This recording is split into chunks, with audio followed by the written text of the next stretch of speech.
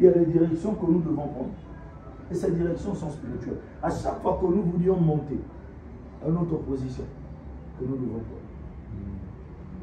On ne doit pas continuer avec la même dimension de la prière si on ne veut plus vivre la même dimension de la vie que nous menons. Est-ce que quelqu'un d'autre me comprend? La Bible dit, change ta position et Dieu changera ta situation. Or, le problème, c'est qu'à 30 ans, lorsqu'il a commencé le ministère, tout le monde le considérait seulement comme le fils de Joseph. Il n'avait pas assez d'attention, de regard des gens, non. Mais lorsqu'il a décidé d'aller dans le désert pour s'affermir, que quelqu'un dit, parce que la dimension que toi tu veux ne correspond pas à la position spirituelle que tu as maintenant. C'est le message que je suis venu te donner pendant que je suis en train de prêcher. La dimension que toi tu veux, la vie que tu veux maintenant, là, ne correspond pas avec la dimension de ta prière. Donc Dieu veut que tu puisses grandir, que tu puisses monter en maturité, dans la connaissance de la parole, dans la méditation, dans la dimension de la prière, pour que toi tu puisses atteindre la vie que tu veux. Parce que la vie que tu veux est au-dessus de toi. Ce n'est pas au niveau de tes moyens. Mais comme toi tu veux monter dans cette dimension de vie, c'est à toi de monter à la dimension de cette vie. Amen. Ce n'est pas à cette vie de descendre à ta dimension. Jésus voulait changer de dimension. Tu rêves cette vie où un jour tu veux voir tes enfants étudier à l'Europe. Tu rêves cette vie où tu veux aussi voir que tu sors de ta parcelle, de ta propre parcelle, et il y a des gens qui travaillent pour toi. Tu rêves cette dimension où, un jour, dans les après-midi, tu dois aller quelque part parce que tu dois aller visiter des travailleurs qui sont en train de travailler dans cette entreprise. Mais la position là, tu n'es pas prêt pour recevoir. La dimension de la vie que tu veux pèse tellement trop. Mais tu dois encore chercher l'équilibre. Tu dois encore chercher le poids spirituel pour avoir la capacité de mener cette vie. Avec le peu que tu as, imagine le nombre de combats. Rien qu'avec le peu que vous avez, qui est un peu insignifiant selon ton programme, selon ce que toi tu penses. Mais tu es reconnaissant à la base de ce que Dieu a déjà fait. Mais le problème, tu veux changer de dimension. Le respect qu'on donne aux députés, ce n'est pas le même respect qu'on donne aux ministres. Tous ils peuvent s'asseoir. Tous ils peuvent être considérés comme les membres du gouvernement. Mais ils n'ont pas les mêmes priorités. Qui deviennent les ministres. Il y en a ceux qui sont députés et ministres. Et vous allez voir que leur position sera bien différente de la position des autres. Les ministres et les députés peuvent s'asseoir. Mais ils ne pourraient pas s'asseoir à la même place. Il y aura une différence. Si tu es déjà dans la dimension des députés, tu peux aussi aller dans la dimension des ministres. Mais il y a quelque chose à faire. Le Christ ne voulait plus cette dimension qu'il soit seulement reconnu comme étant fils de Joseph. Mais le Christ voulait qu'on puisse le reconnaître comme étant fils de Dieu. Mais le problème, il devait sortir de la dimension de Joseph pour rentrer dans la dimension de Dieu. Qu'est-ce qu'il a fait? Il s'est dirigé dans le désert. Il a fait 40 jours et 40 nuits sans rien manger. Et qu'est-ce qui s'est produit après ces 40 jours-là? Après l'avoir tenté, donc pendant qu'il était dans le désert, il était en train de chercher une autre dimension, mais la tentation n'était pas loin de lui. La tentation était si proche de lui. À chaque fois que quelqu'un voudrait monter les dimensions, il y a une chose qui s'opère. C'est-à-dire la tentation s'active avec cette vitesse très élevée. Parce que là, on est en train de dire que le ciel s'ouvrit. Nous sommes venus pour ouvrir le ciel dans cette maison. Bon, maintenant, la main ne monte pas. J'étais en train de dire que nous sommes venus pour ouvrir le ciel de cette maison. Et le Christ est allé dans le désert. Il a fait 40 jours. Il a été tenté par le diable. Donc, à chaque fois que l'homme voudrait grandir spirituellement, il y a une chose qui s'opère. La tentation. Voilà pourquoi tu vas voir qu'à chaque fois que tu rentres dans les programmes, c'est au moment-là qu'une personne qui ne se faisait plus voir va t'appeler. C'est en ce moment-là que les gens vont venir pour commencer à t'accuser, pour commencer à vouloir chercher des débats, à discuter avec toi. C'est seulement pendant que les enfants de Dieu sont concentrés, pendant que les enfants de Dieu sont en train de chercher Dieu, que le diable se lève. Pas ce genre de tentation. Mais seulement le jour où tu décides de rentrer en prière, les problèmes commencent. Le diable ne t'empêche pas. de partir à l'église. Mais le diable t'empêchera de monter dans une autre dimension. Parce que là, il aura l'incapacité de te saisir. Les mêmes esprits qui t'ont manipulé, plus que tu grandis spirituellement, ils n'auront plus le droit de te toucher. Parce que tu seras une autre personne. Amen. Donc si leur boulot était de te manipuler, de te déranger, quand tu montes des dimensions, il devient chômeur. Est-ce que tu as comme ça, moto ou ya mesana pour finir moto na kingo chômeur? Parce que mon salaire n'a pas fini na kingo. Mais ce que je suis capable de finir moto na kingo, alors ça je suis qui a mon salaire. Je ne sais pas si quelqu'un autour de me comprend. Oh, Jésus a activé un forfait prière. Lorsqu'il a activé cette forfait prière, ce forfait lui a conduit dans le jeûne. Or, le jeûne est l'exercice.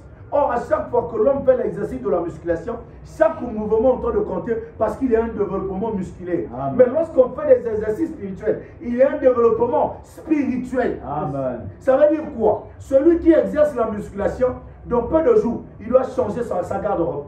Parce que les mêmes vêtements, il ne pourrait plus le porter. Pourquoi? Parce qu'il a gagné la masse musculaire. Amen. Or, celui qui fait des exercices spirituels doit aussi augmenter de le spirituel. Il ne serait plus la même personne. Pourquoi? Parce qu'il a gagné la masse spirituelle. Ça veut dire que si un petit démon est en train de le saisir, on ne pourrait plus le saisir. Pas parce qu'il ne veut pas qu'on le saisisse, mais le démon n'aurait plus la capacité de le saisir parce qu'il a grossi, parce qu'il a grandi. Amen.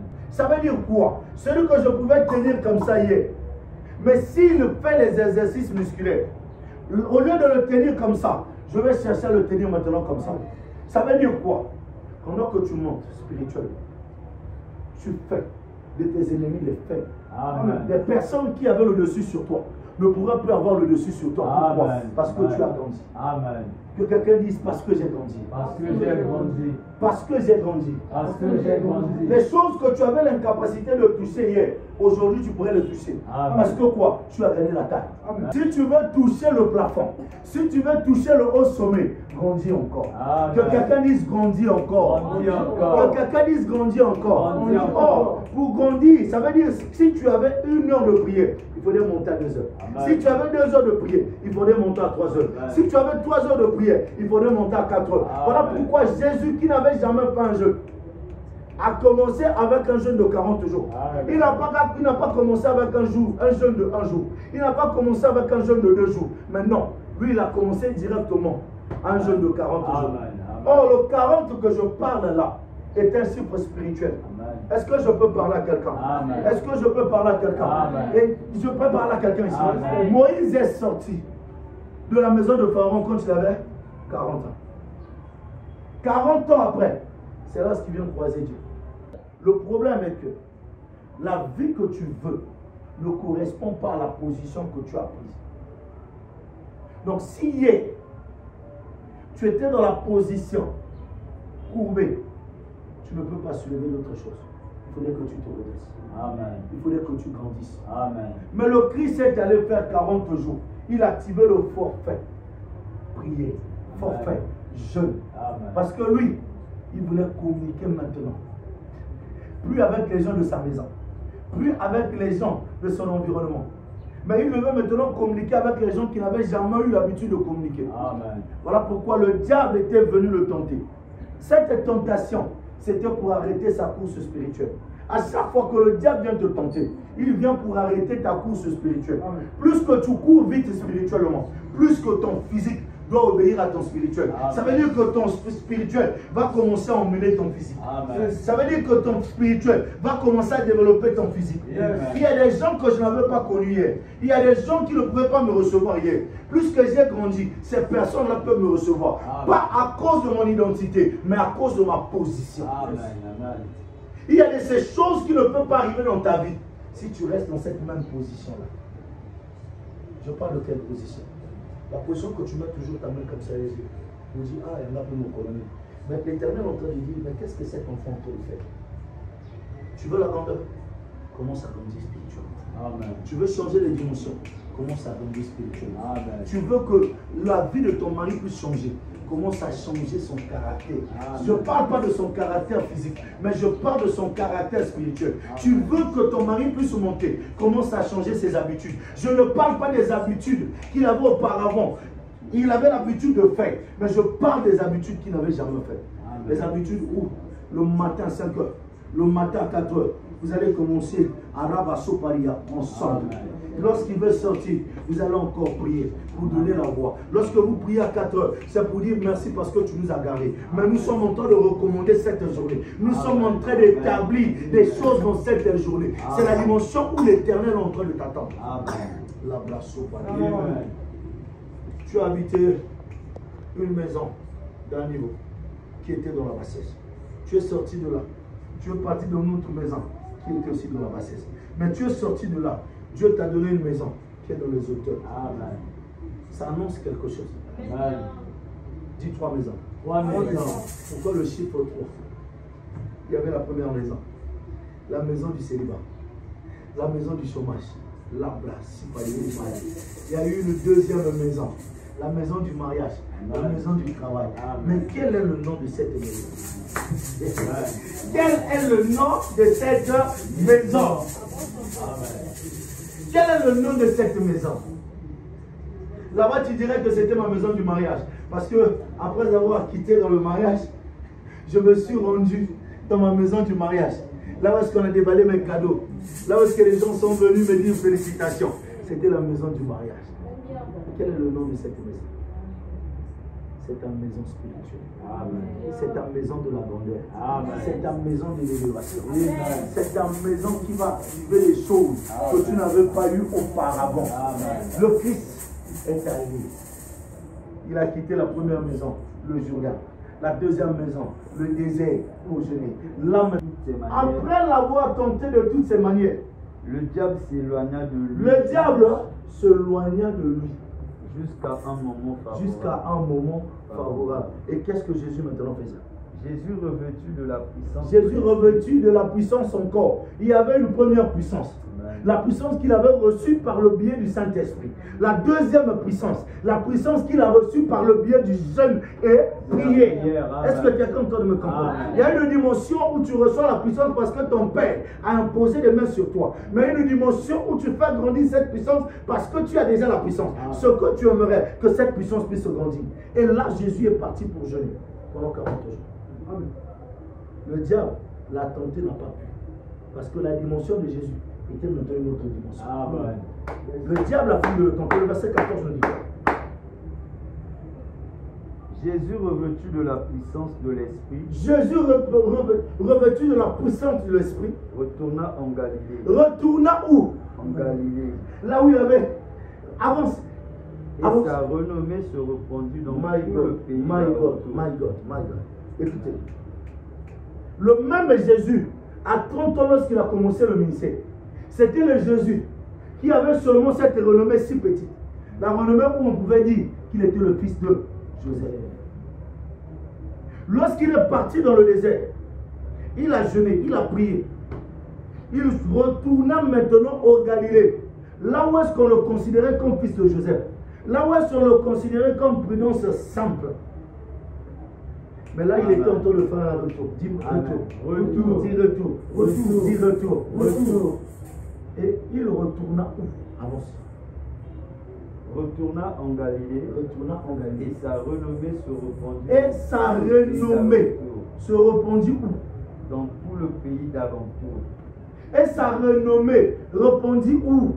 Dans tout le pays d'alentour. Mais la renommée de Jésus dans Luc 3 était de quelle dimension?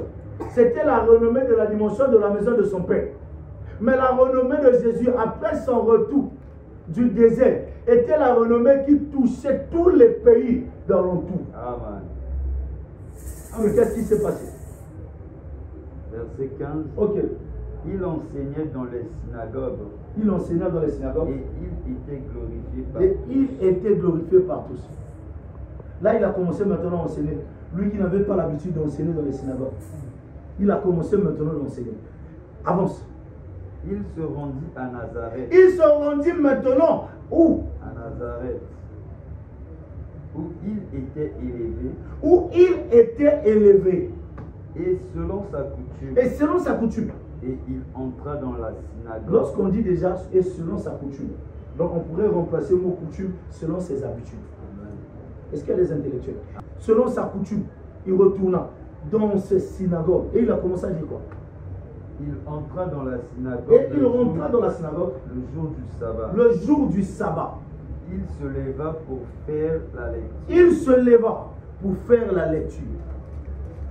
Et on lui remit le livre du prophète Isaïe. On lui remit le livre du prophète Isaïe. Arrête-toi là. Lorsqu'on dit selon sa coutume, je m'aimerais revenir là parce que je veux redonder là.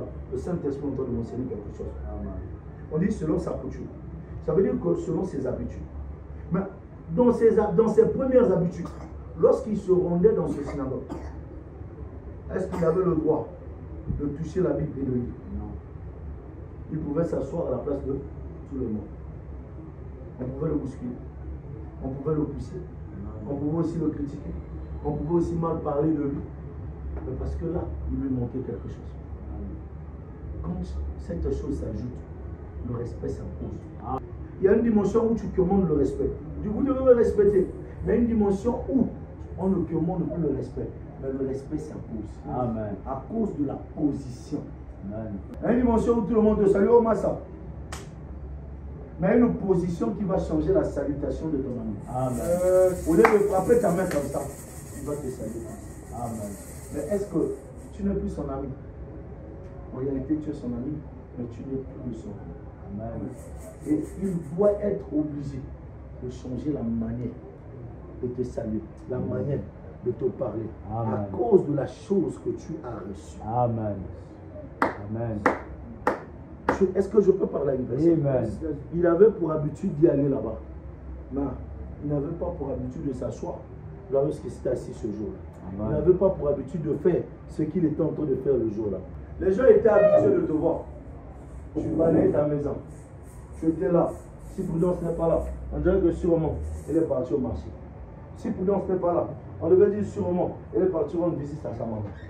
Mais depuis un moment, si Prudence n'est pas là, qu'est-ce qu'on dit?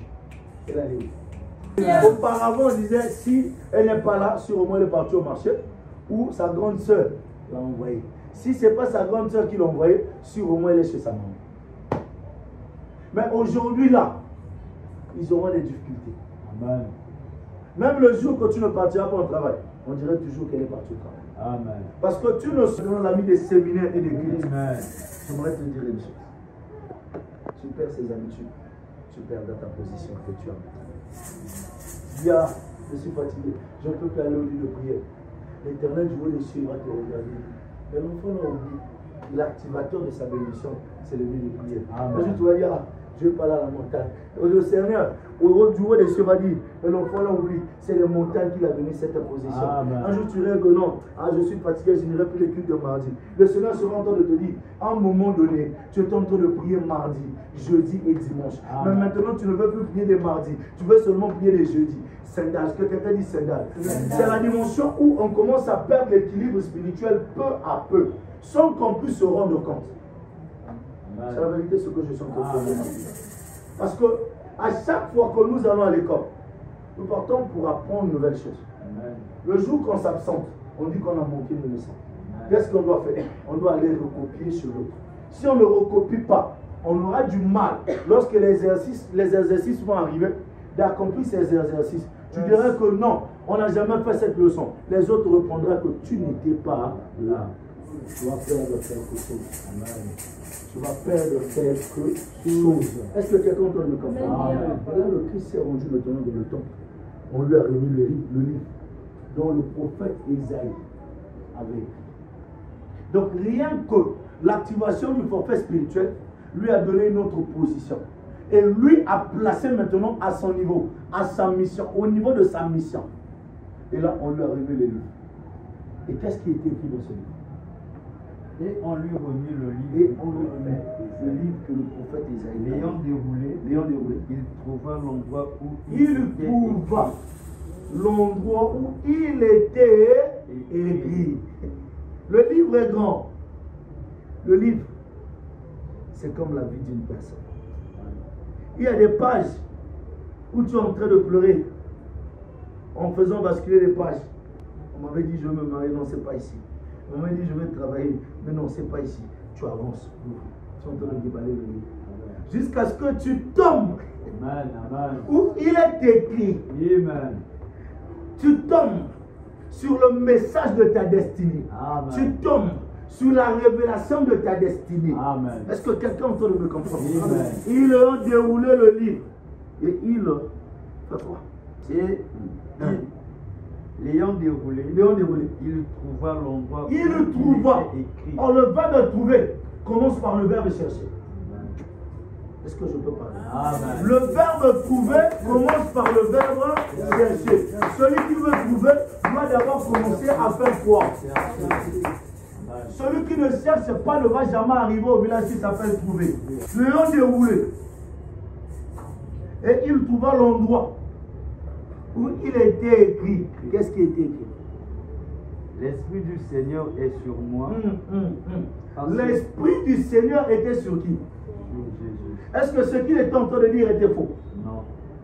L'Esprit du Seigneur était d'abord sur Jésus lorsqu'il est sorti des eaux du baptême. Jésus est parti dans le désert.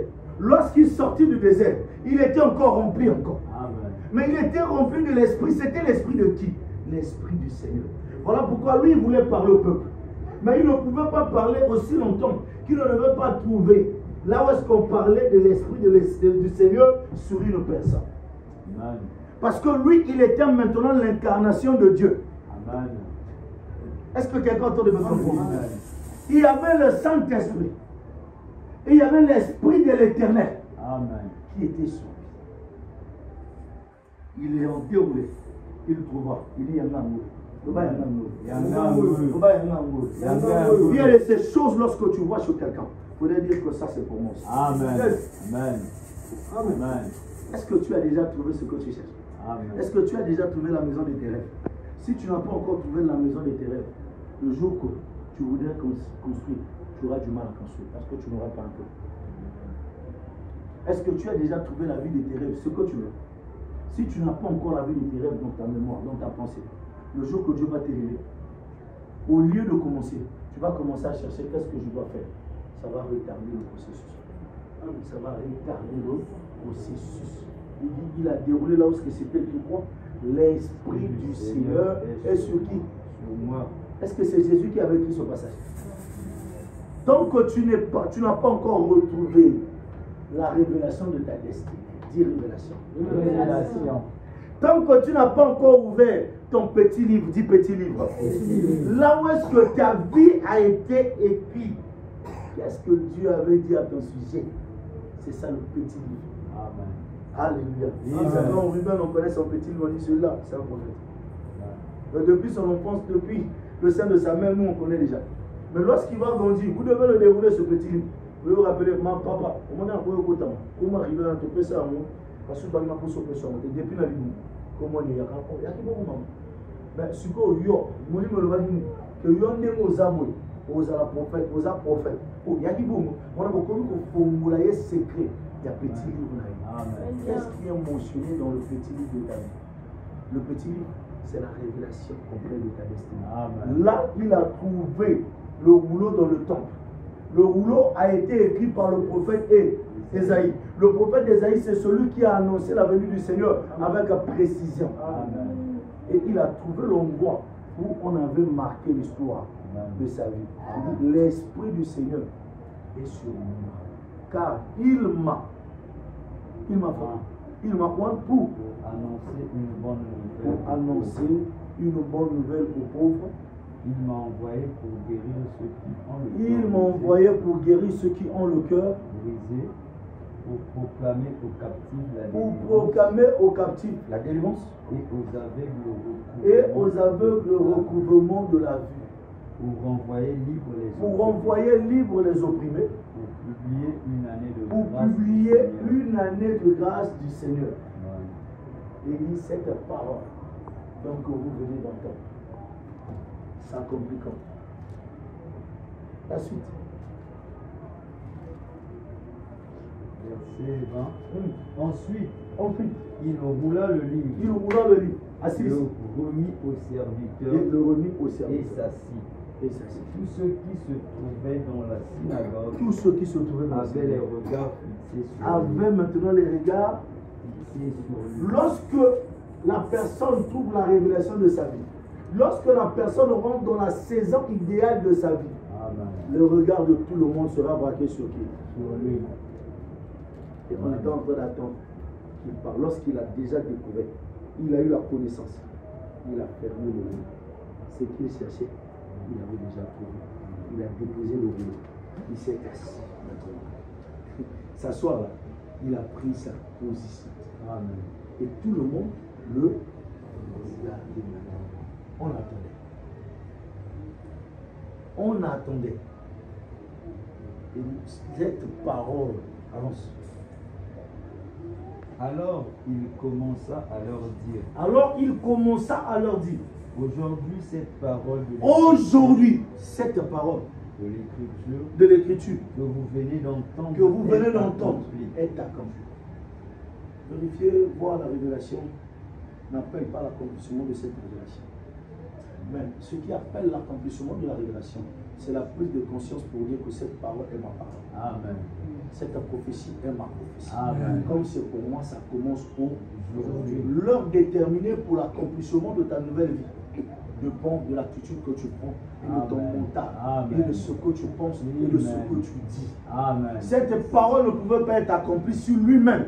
Il n'appelait pas cette parole à l'accomplissement. Il y a de ces choses qui vont rester dans nos rêves. Il y a de ces choses qui vont rester dans les révélations. Mais nous ne sommes plus dans la dimension de voir seulement notre vie dans les révélations. Mais nous sommes maintenant dans cette dimension où nous voulons voir maintenant la révélation. Et que la révélation devienne palpable. Et que la révélation... C'est pour dire, hier on avait dit que tu vas travailler. Et aujourd'hui tu reviens avec le travail pour dire je travaille. Hier on avait dit que tu vas voyager. Aujourd'hui tu reviens avec tes colis pour dire j'étais en voyage. La dimension du palpable. La dimension du toucher. La dimension de la révélation.